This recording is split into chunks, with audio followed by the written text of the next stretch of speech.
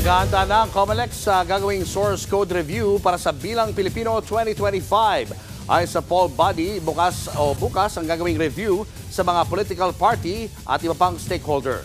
Nasa frontline ng balitang yan, si Mon Gualvez.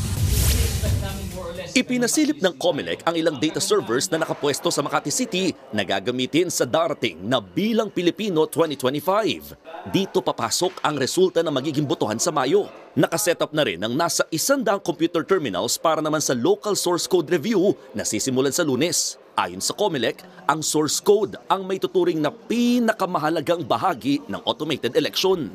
Yan kasi ang nagbibigay yan ng utak na nagbibigay ng kaalaman doon sa ating mga makina. Ano ang gagawin nila, paano magpe-perform yung makina, paano siya bibilang, paano siya magtatransmit, pag-aaralan, tama ba talaga yung command, tama ba talaga yung code.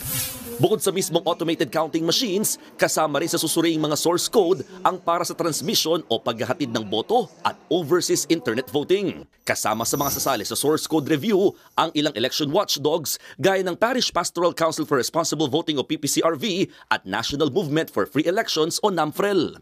Paglilinaw ng COMELEC, bukas naman sa lahat ng mga stakeholders o kahit mga political party itong gagawing local source code review.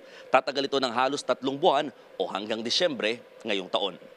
Isa sa naistutukan ng local source code review ang maiwasan na may naka-pre-program sa makina o may una na itong nakalagay na sistema. Ang bagong election provider ng bansa na Miru Systems, aminadong unang beses naranasan ang ganitong proseso. It's tedious, but we are very anticipating that the results will be good, and we're excited. We asked the Filipino people to ensure trust in us.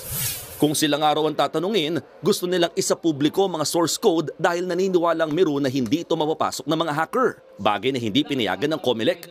Oras na matapos ang nasabing local source code review, nakatakda naman itong isa lang sa international certification para masiguro ang transparent at malinis na eleksyon. Nagbabalita mula sa frontline, Mon Gualvez, News 5. Mga kapatid, Julius Babaw po. Iba na ang may alam at may pakialam sa panahon ngayon.